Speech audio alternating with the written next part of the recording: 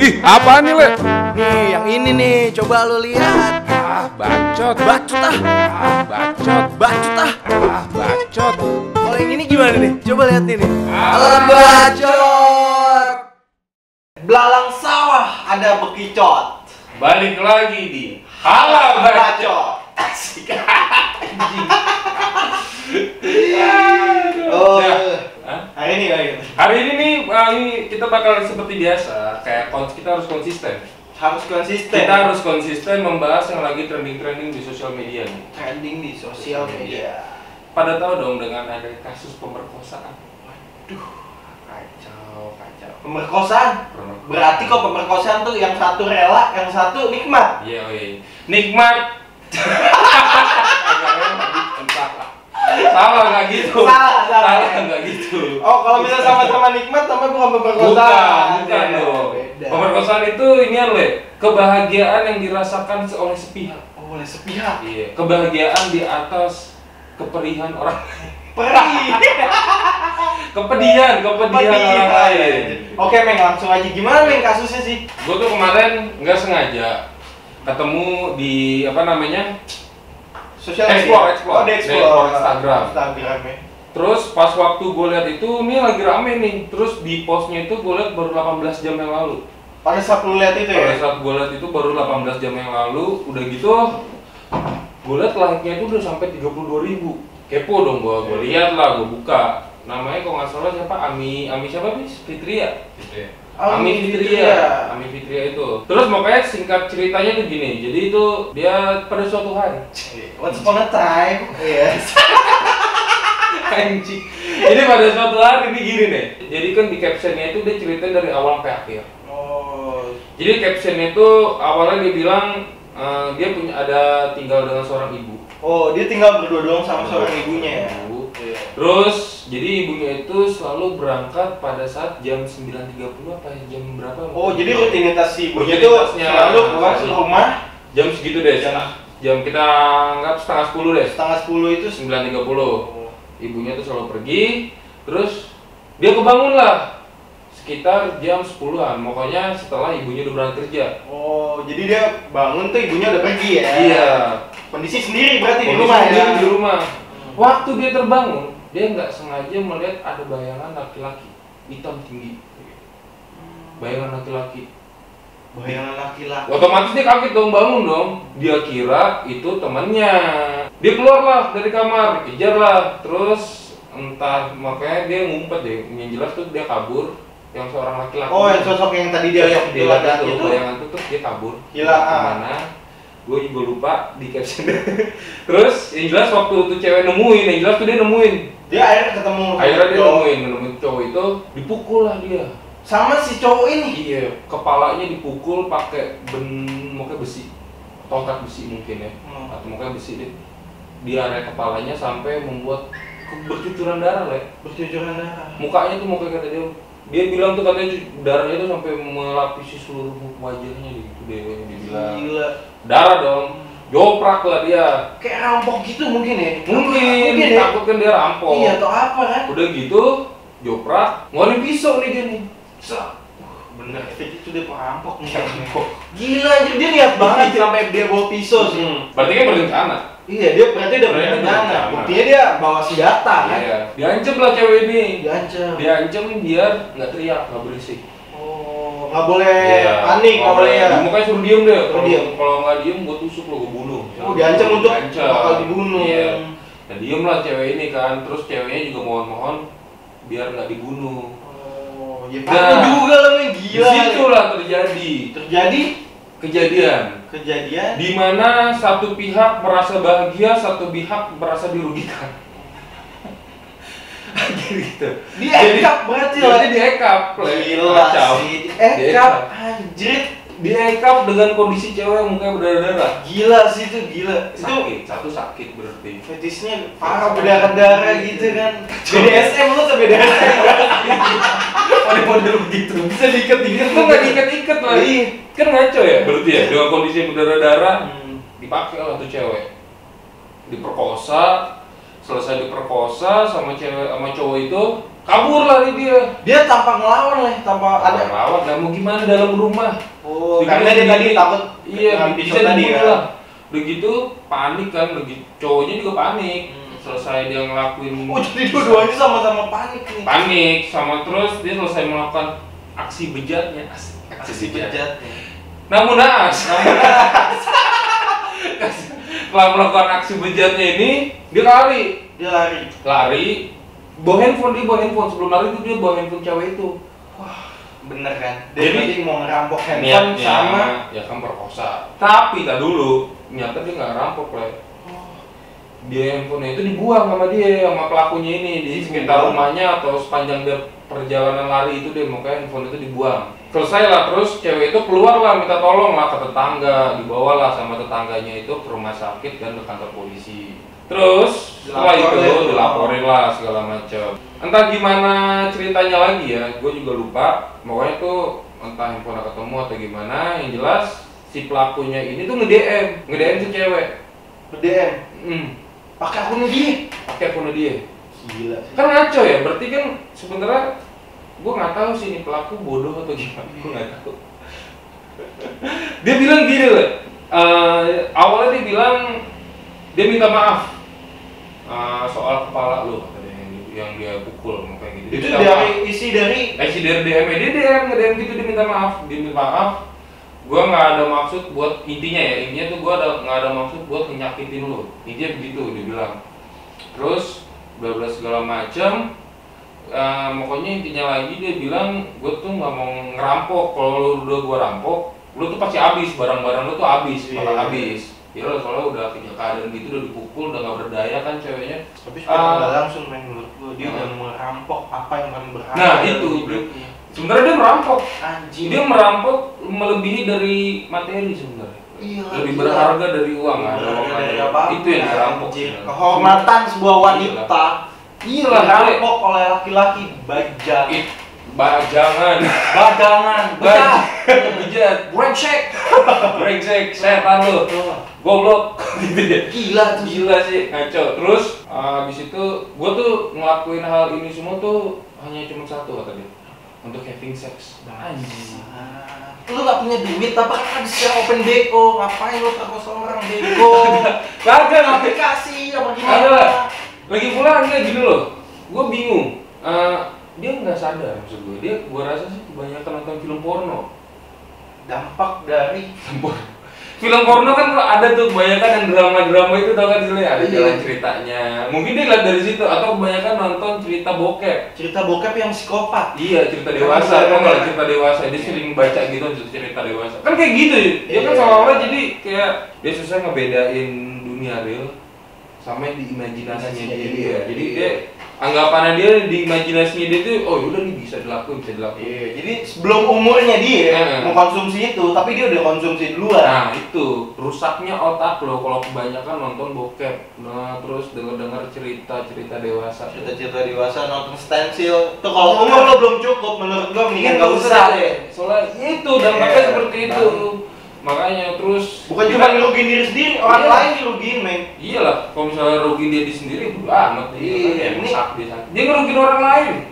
Kan ngaco. Udahlah, singkat cerita dilaporin. Ternyata kan gue dapat kasusnya kemarin tuh. Kemarin banget menurut. Ternyata kejadian itu udah terjadi di 1 tahun lalu. 1 tahun lalu? 1 tahun lalu ternyata. Terus itu nggak diproses? Nah itu gue nggak tahu. Itu entah nggak diproses atau gimana atau emang kurang bukti. Kita kan orang awam kayak kita ya. Iya, orang awam kayak kita. Kita nggak ngerti. Ada sih sebenarnya. Kalau netizen kan bilangnya pasti wah itu apa segala macam. Kita kan nggak tahu pasti di setiap laporan kriminal itu ada prosedurnya. Ada prosedur dan tahap-tahapannya ya. Ada tahap-tahapnya. Polisi pun nggak bisa asal main tangkap. Oke lah, emang dia datang misalkan dalam kondisi ke polisi itu berdarah, luka-luka, terus juga bilang mengaku ini segala macam. Tapi kalau emang misalkan polisinya memang belum mencukupi bukti, ya dia polisi nggak bisa apa-apa. Gitulah. Iya. Tapi kan gue juga tapi maksudnya gini, Meng. Maksud gue, kalau misalnya nggak cukup bukti kan di situ dia ketahuan dia udah berdarah. Apa mesti dia mati dulu baru bisa ditangkap? Itu kan nggak gimana ada sih emang ada kasus yang kayak gitu sih. Emang dia mesti mati dulu terus ketahuan mayatnya korban pemerkosa ya. baru ditindak sama polisi. Ya, itu kita nggak ngerti Kita juga nggak sih. ngerti, kita nggak ngerti juga. Emang mungkin kalau misalnya secara orang awam, gue pun orang awam sudah. Gua nggak ngerti juga sih gimana sih proses-prosesnya. Nah, gitu. seharusnya kan ditangkap. Iya. Nah, semenjak dia post kasus itu loh di media sosial, banyaklah yang respect dengan keadaan dia ini. Banyak yang support dia.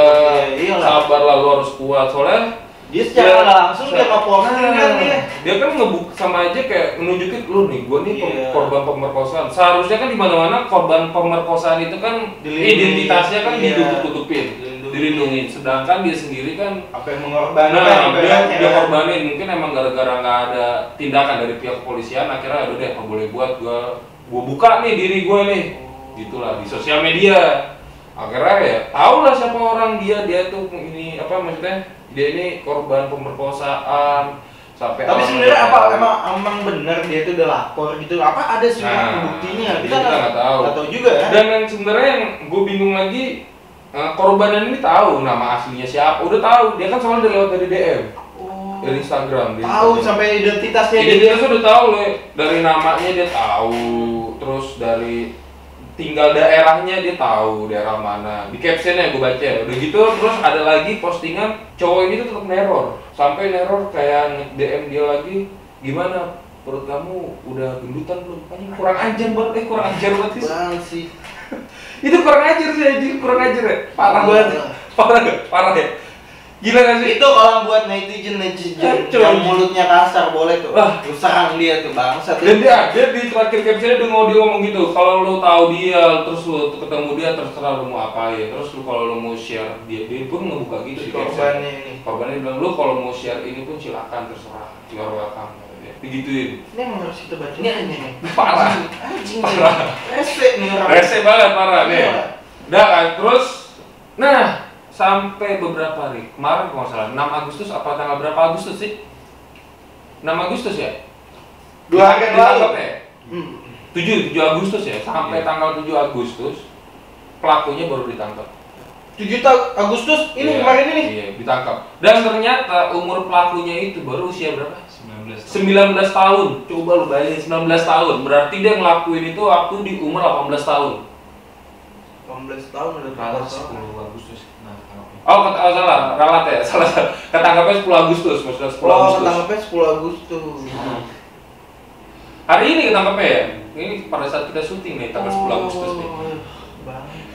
Tapi gue cukup bersyukur sih. Seenggaknya walaupun lama prosesnya, tapi seenggaknya dia ditangkap. Daripada masih tetap berkeliaran. Enggak adil banget sih. Nah, sekarang kan kita sebagai orang awam nih, gimana sih? Kenapa sih itu bisa tertunda? Kenapa itu bisa bertunda sampai range-nya itu kira-kira 1 tahunan ya? Iya. Terus apakah ada hubungannya semua? Begitu kan dia juga ada tentang RUU PKS itu ya. Nah, RUU PKS tahu gue tuh itu yang lagi pengen minta disahkan. Terus juga gue nggak tahu terus penangkapan ini apakah berlaku dengan RUU PKS atau pakai undang KUHP? Maksud lo ini ada unsur politik gitu? Nah, makanya jangan. Bukan. Apa tidak? Oh gitu kita panggil aja lah. Kita panggil lah. Kita ada bintang tamu nih. Anak hukum. Lulusnya 3,5 tahun. Oh, 3,5 tahun. IPK-nya 4,1. 4,1. Gak main-main. Di atas rata-rata. Di Harvard pun nggak ada. Ada. Dia doang 4,1. Oke. Boleh langsung aja nih kita panggil ya. Oke nih, sama gue siapa nih kita nih? Bukan ahli, mahasiswanya cari pekerjaan. Nah, jadi dia tuh mahasiswa sebenarnya. Tapi setidaknya dia jurusan hukum. Iya. Dia tahu lah dasar-dasarnya. Dasar hukum tahu loh. Nah, jadi gimana nih bro? Lo bisa jelasin nggak sebenarnya yang terjadi itu di kasusnya si Emi? Dari apanya dulu nih? Kenapa polisinya lama tindakannya lama? Terus kalau misal itu jatuhnya pasalnya apa aja sih? Kan ada yang namanya pasal berlapis apa itu gua nggak ngerti banget sih. Terus sama gimana sih cara prosedur sebenarnya pelaporan tuh tahapannya gimana sih sebenarnya gitu? Apa buktinya gimana? Iya. Jadi gimana tuh? Jadi yang setelah gua baca, gua juga kebetulan ngikutin juga kan kasus ini.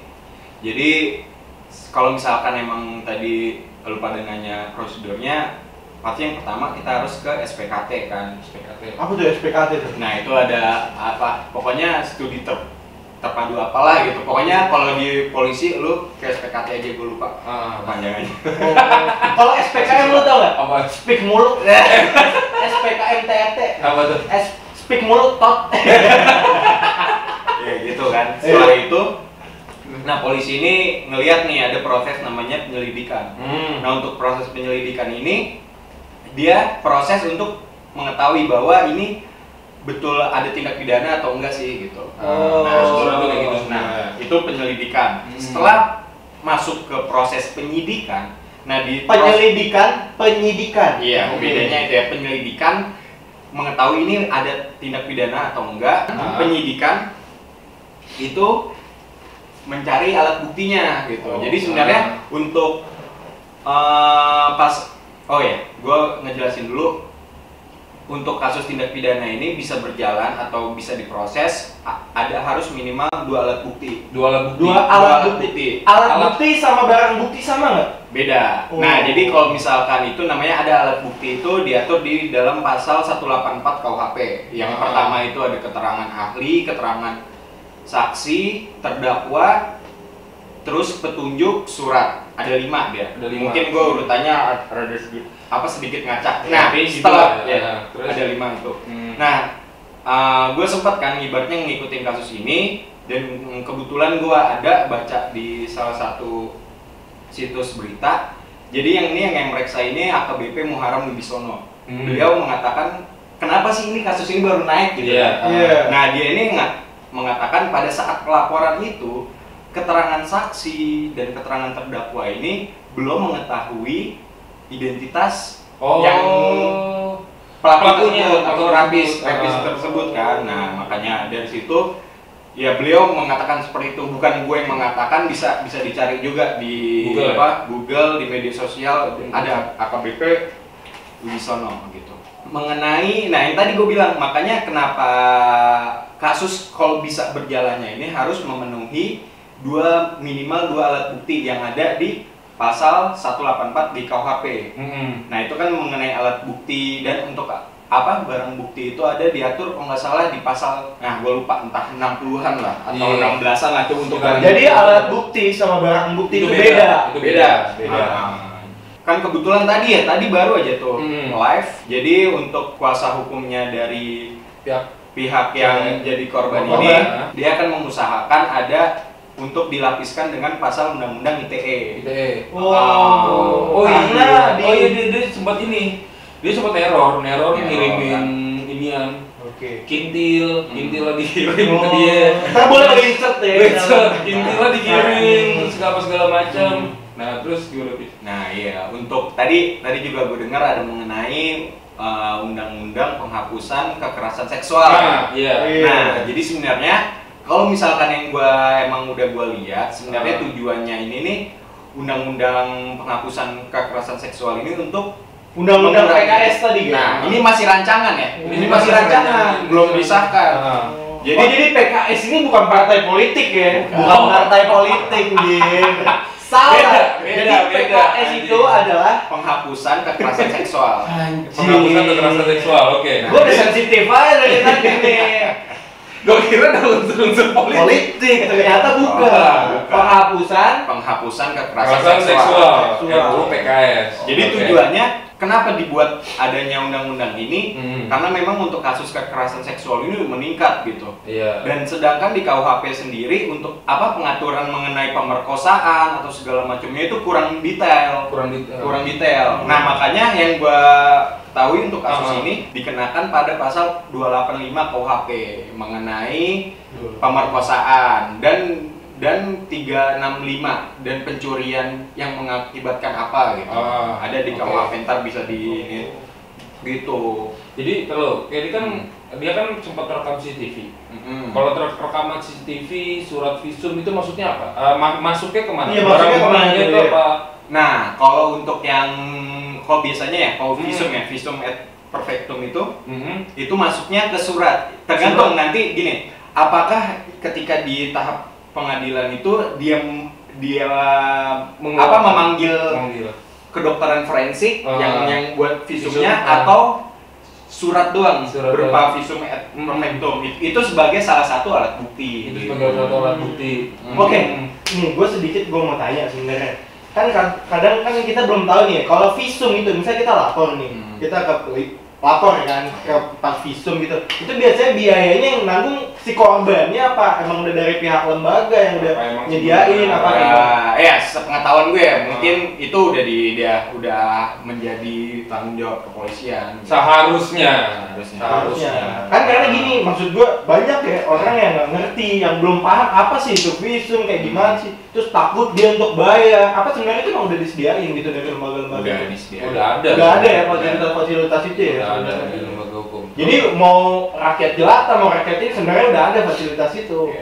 Kenapa dia baru ditangkap sekarang? Bukan karena itu viral. Sebenarnya ada keterkaitannya juga. Ada keterkaitan. Jadi juga. gini sebenarnya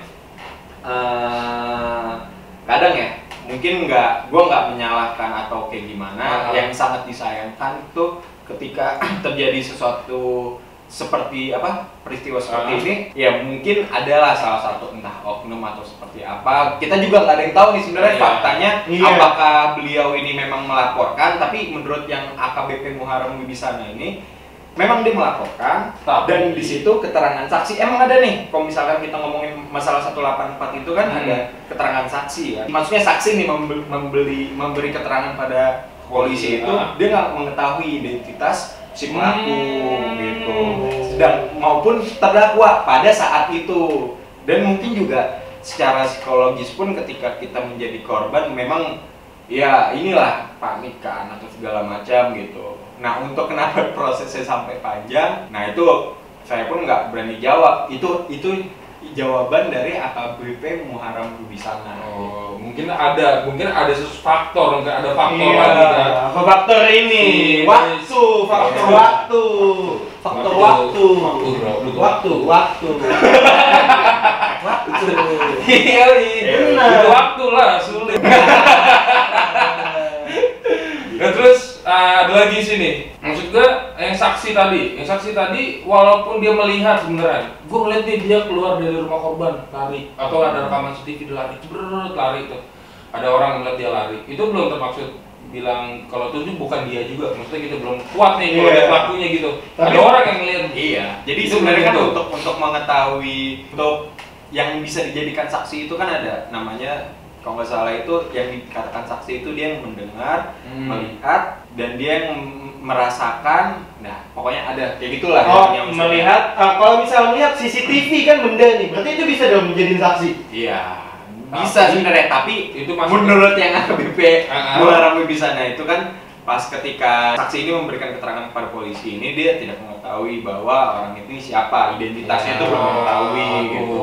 Jadi gini loh sebenarnya nih, untuk netizen yang masih awam, yang masih bilang ini kenapa nih musik gitu kan, berarti kayaknya yang gue tangkap ya. Jadi sebenarnya undang-undang ini tuh nggak segampang yang kita bilang lu harus tangkap ini, nggak bisa masalah. Semua ada prosedur. Jadi pihak kepolisian pun nggak bisa asal main tangkap. Seharusnya emang kayak gitu lah. Berarti dia emang harus benar-benar kuat dulu, walaupun emang dia tahu nih mukanya ini dia, tapi buktinya tuh apa sebenarnya yang memperkuat itu. Jadi sebenarnya nggak bisa main asal itu aja sih. Nggak bisa salah tangkap ya kan. Tikus yang mencuri, semut yang dibui nih. Nah, dasar tikus. Kau makan lah uang rakyat tikus.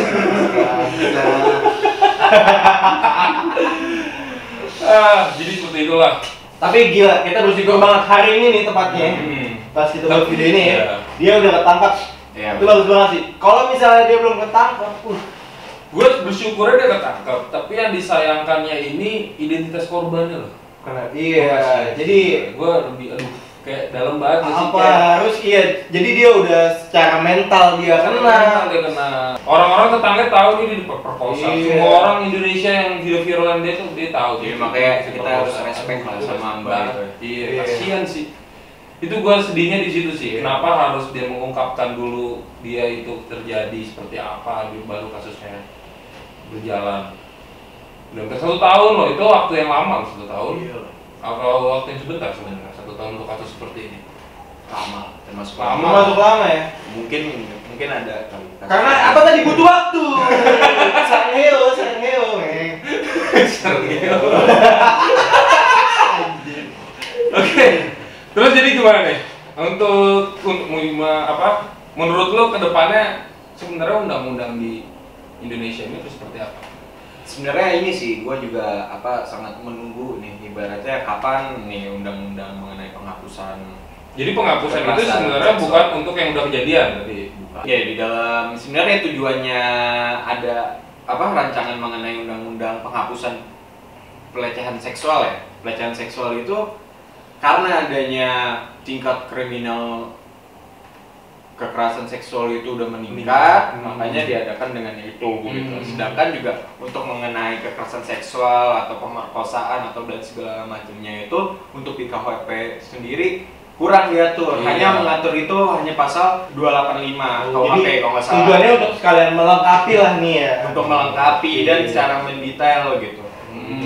Mendetail dan juga sebenarnya di dalam undang-undang ini ada untuk pencegahan kekerasan seksual ini seperti dengan cara apa sih? Dengan cara dimasukkan dengan di kurikulum, mungkin di kurikulum pendidikan atau non pendidikan atau ya artinya itu akan disosialisasikan lah mengenai kekerasan seksual ini. Ini sangat dibutuhkan sih kalau menurut gue pribadi karena memang kalau misalkan kita lihat untuk kekerasan seksual ya meningkat banyak gitu. Tapi lu setuju nggak dengan kalau misalnya kan ini kan gara-gara sebenarnya dari awal moralnya si pelaku ini kan si bejat ini kan udah ini nih udah hancur kan, udah nggak beres lah intinya dia nih, udah kegeser lah atau mungkin dia udah juga hyper kan, kita nggak tahu juga. Kalau misalnya menurut lu dengan adanya open BO itu bukan yang mencegah gitu adanya, lu setuju nggak sih sebenarnya dengan open BO gitu kan? Oh ini membebaskan prostitusi. Iya, kadang orang yang begitu aja. Gue juga bingung kan. Positifnya mungkin gitu. Positifnya mungkin untuk mengurangi tindakan pemerkosaan. Tapi negatifnya banyak dosa. Berzina. Zina anjing. Dosa itu dosa besar. 40 tahun lah. Luar nikah. Aduh. Dengar 40 tahun loh. Yang kemarin video kalau nggak ada aturan mau ngewe mampus loh. 40 tahun. 40 tahun. Nah, ini sama nih kayak pertanyaan. Kita waktu kemarin kita kemarin itu ada sedikit ngebahas ya Meng. Gimana sih kalau misalnya di dunia ini nggak ada aturan, gue having sex, gue mau ngewek. Gue harus ini. Kata-kata begitu cowok. Berarti si bejat ini kan mikir di dunia ini nggak ada peraturan. Iya. Ibaratnya kemarin, bener Meng. Kejadian dong. Jadi gini Meng. Kemarin dari 10 cowok itu 6 cowok mengatakan kalau ada 18 sih. 18 cowok. Itu mayoritas banyak bisa itu. Iya, gila sih. Ngaco ya. Makanya maksud gue gini sebenarnya. Harusnya itu open BO itu gimana ya? Apa harus dilanjutkan atau sebenarnya gini, sebenarnya itu kan prostitusi juga, prostitusi online loh sekarang Meng namanya. Gila anjir. Berarti kurang mungkin ya menurut pandangan gue nih seharusnya untuk sex education ini kan sebenarnya cuma kurang pemahaman orang-orang terhadap sex education gitu. Ketika dia udah mengetahui hal itu, jadi kan uniknya mungkin malah makin ditutupin, malah makin penasaran kan ya kayak gitu. Dan ya itu mungkin diobrolinnya cuma hanya di kawanannya dia doang. Ibaratnya nggak secara terbuka sama orang yang emang udah ahli atau yang udah pernah atau yang punya ilmunya itu gitu. Jadi yang hal kayak gitu orang penasaran kan? Kadang juga di pelajaran biologi itu cuma diajarin cuma ini alat ini. Nggak dikasih tahu gimana prakteknya. Bener. Itu kan secara biologis Mali. Tapi mudah-mudahan ya abis sampai kasus ini terus kasus ini selesai pelakunya di seberat-beratnya sih menurut gue sih. Agar buat orang yang lain nih, buat bejat-bejat yang lain nih yang kintil-kintil pada gatel-gatel. Ya kan, yang kintil gatel-gatel biar lo, aduh iya nih ternyata parah lo gue dihukum, jadi gue bisa nahan, nggak bisa sampai ngelakuin. Biar nggak ada lagi yang bungkus-bungkus. Lo masih mau bungkus emang? Ya kalau sama-sama mau. Nah sekarang BFF kita bukan friend with FWB ya, friend with benefit. Benefitnya tuh bukan tentang kebutuhan birahi lagi, tentang waktu. Jadi Sarheo. sih ya. Tentang waktu lah. Jadi bina-bina kita tentang waktu aja. Iyalah. Gimana biar. Jadi gitulah. Ya, jadi gimana nih? Udah jelas lah ya. Udah Tapi jelas mudah-mudahan kasusnya juga cepat selesai. Terus untuk netizen juga dimohon jangan menjatuhkan lah untuk korbannya. Dia kan udah kasih identitas. Kita support. Yang jelas kita harus support untuk korban-korban seperti itu, kita harus Respect banget sih buat dia. Gokil. Udah berani dia udah berani banget. Makanya jangan sampai ada terulang lagi deh kasus kayak gini nih. Cukup ini aja yang terakhir lah. Mungkin banyak kasus yang udah terjadi tapi nggak ke-expose aja, mungkin banyak kan. Kita nggak tahu di luar sana. Keras banget ya. Keras, Bos. Hidup ini keras, Bos. Udah ya, closing aja lah ya? Iya. Hah? Udah, thank you banget, Bro. Oke, thank you. Mahasiswa hukum kita keren. Udah ngejelasin kita gimana sih sebenarnya biar kita nggak salah sangka. Enggak. Jadi kita juga nggak terlalu berpikir negatif banget untuk pihak kepolisian. Ya, nggak bakal instan lah. Untuk kasus ini juga bakal hati-hati. Oke lah, untuk Pak Polisi semoga selamat bertugas untuk memecahkan kasus ini, menyelesaikan kasus ini biar seadil-adilnya lah. Seadil-adilnya lah buat kita ya. Oke. Sampai jumpa di konten berikutnya. Oh ya, satu lagi gue mau bilang terima kasih nih yang buat udah nonton di konten kita sebelumnya. Oh ya, sebelumnya thank you banget. Gue senang banget. Iya. Apalagi tentang seks kalian. Iya. Kalian emang mantap. kita kasih caption seks emang kalian gila. Paling banyak ditonton. Paling banyak tentang seks, viewsnya. Itu udah bukti gila. Oke. Untuk mungkin selanjutnya komen aja di bawah kita mau tentang apa, kita ngomong tentang apa ya. Oke? Request aja. Oke. Udahlah. Kita udah kebanyakan apa sih? Channel kita apa sih namanya sih? Apa sih namanya nih? Oh,